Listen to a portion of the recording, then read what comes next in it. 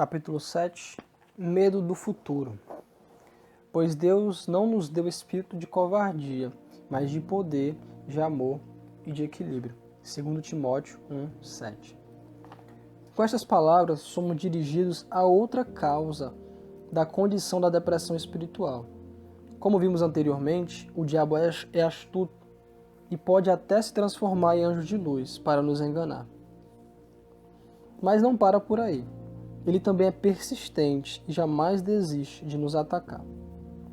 Ele não hesita em fazer tudo o que é possível para destruir a obra do nosso Senhor Jesus. Quando Deus no princípio criou este mundo, somos informados que Deus viu tudo o que havia feito e tudo havia ficado muito bom. Ele estava satisfeito com tudo, tudo era perfeito. E foi por causa disso que o diabo, em sua inveja e malícia, determinou arruinar essa obra, concentrando todos os seus esforços contra a obra suprema de Deus, o homem. O homem então cai e todos nós pecamos com ele. Todavia, a história da humanidade não termina nesse ponto.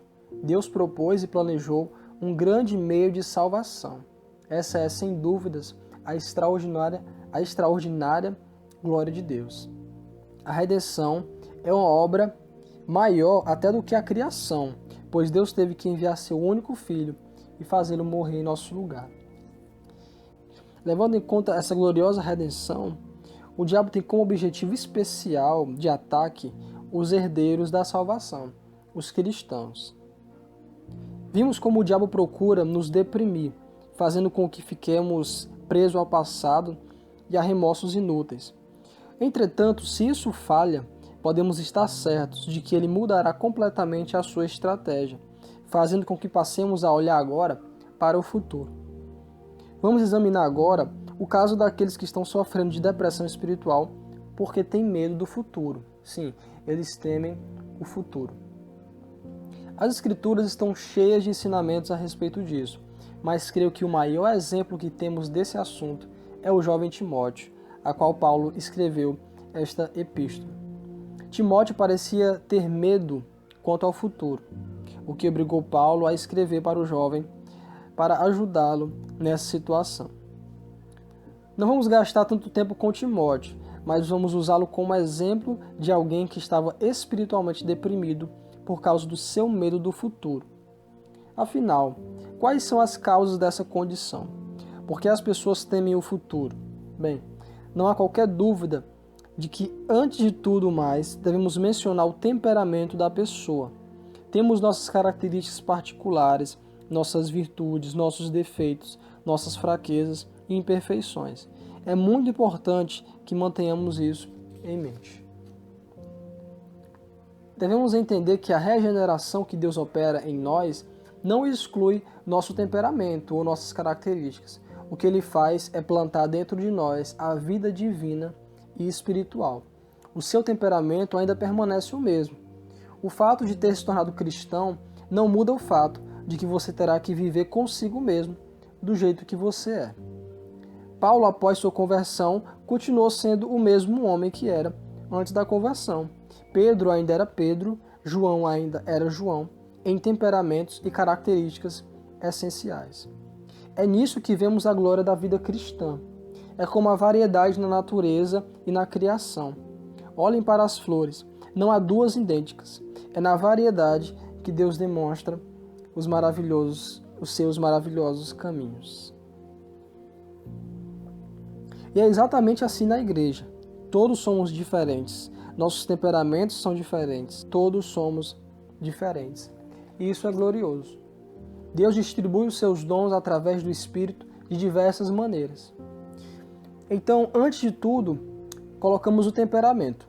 E há pessoas que, por temperamento, são nervosas, apreensivas e temerosas. Paulo mesmo era, eu creio, um exemplo disso. Ele era um homem nervoso, sem autoconfiança, no sentido natural. Isso também era verdade a respeito de Timóteo, e há pessoas que nascem assim. Existem outras pessoas que são autoconfiantes, seguras, não têm medo de nada, enfrentam qualquer coisa. Esses dois tipos de pessoas são cristãs, contudo, são diferentes, bem diferentes. Vamos prosseguir considerando o caso de pessoas que temem o futuro. Muitas dessas pessoas têm um conceito muito alto da vida cristã. Elas entendem que não é fácil ser cristãs. Elas veem como uma alta missão, uma batalha. Elas leem o Novo Testamento e sentem consciência da grandiosidade dessa tarefa de ser um cristão. No entanto, isso, por sua vez, tende a deprimi-las. Elas têm perfeita consciência de sua pequenez. Em outras palavras, elas têm medo de falhar. Elas temem fracassar. Elas dizem, eu quero ser cristão, porém eu sou fraco, sou pequeno, tenho medo de falhar. Elas não querem desapontar a Deus e ao Senhor Jesus. Tais pessoas também costumam ter um medo geral do futuro. Elas têm uma apreensão com respeito ao futuro, das coisas que talvez elas tenham que sofrer, que elas tenham que passar. Tal depressão espiritual é causada muitas vezes por temores imaginários. O que é extraordinário é que isso pode se apossar de nós de tal forma que nos paralise completamente no presente. Não há dúvida de que esse era o problema de Timóteo. Paulo estava na prisão e Timóteo começou a temer tudo o que poderia acontecer com a igreja e com ele. Medo do futuro era a essência do problema de Timóteo. A pergunta que nos é apresentada é: como devemos então enfrentar esse problema? Como ele deve ser tratado? A primeira coisa que considero é que devemos sim pensar sobre o futuro. E é muito tola a pessoa que não pensa nele. Contudo, o que as Escrituras nos exortam constantemente é que não devemos nos preocupar sobre o futuro. Não se preocupem com o amanhã, foi o que o Mestre nos ensinou. Isso não significa que não devemos tomar providência quanto ao futuro. Se fosse assim, o fazendeiro não sairia para arar e preparar a terra e semeá-la. Ele está olhando para o futuro, mas ele não passa o tempo todo se preocupando com o resultado do seu trabalho. Pensar está certo, mas se passarmos deste ponto, isso se transformará em ansiedade e preocupação, que paralisa e incapacita. Não devemos ser controlados pelo futuro desconhecido. Isso é um grande erro. Pensar nele está certo, mas ser controlado pelo futuro está errado. Como vimos antes, é uma perda de tempo nos preocuparmos com o passado. Todavia, é igualmente errado nos preocuparmos com o futuro, que no momento é obscuro. Um passo de cada vez. Vivamos o presente ao máximo, intensamente, para a glória de Deus. Passemos agora ao que o apóstolo diz. A primeira coisa que ele faz é repreender Timóteo. Dirige-se a ele dizendo, pois Deus não nos deu espírito de covardia, mas de poder, de amor e de equilíbrio. O problema de Timóteo e de todos que se encontram na condição de temor é que deixaram de compreender o que Deus faz por nós e o que Ele ainda está fazendo por nós. E o Espírito Santo que habita em nós. Precisamos colocar em ação esse Espírito, esse poder, pois nele não há temor. Nossos temores tomam o controle de nós e acabamos esquecendo de quem somos e o que somos. Nossos temores nos controlam e ficamos abatidos. A primeira coisa que precisamos fazer é assumir o controle de nós mesmos. Creio que a coisa principal que Paulo está dizendo a Timóteo é: Timóteo, você está pensando demais a respeito de si mesmo e a respeito da vida e de tudo o que precisa fazer, como se ainda fosse uma pessoa comum. Contudo, Timóteo, você não é uma pessoa comum. Você é um cristão. Você nasceu de novo. O Espírito de Deus está em você. Esse é o problema de tantos cristãos hoje. Caímos nessa situação em que começamos a pensar como se nenhuma dessas coisas tivesse nos acontecido. Começamos a pensar como um homem do mundo, um homem que nunca foi regenerado. E então ficamos abatidos, como se ainda vivêssemos na esfera do homem natural. Paulo resume tudo a isso. Devemos enfrentar todas as coisas de um modo novo, lembrando que o Espírito Santo está em nós. Então, não pensem em suas fraquezas, pensem no poder do Espírito de Deus em vocês. O temperamento de Timóteo era de alguém medroso, porém, não devemos ser controlados por nosso temperamento. devemos ser controlados pelo Espírito Santo. É uma tragédia quando o cristão permite que o seu temperamento o controle. O homem natural sempre é controlado por seu temperamento. Ele não pode evitar isso. Porém, no momento em que o Espírito Santo entra numa pessoa, ele controla tudo, inclusive o temperamento.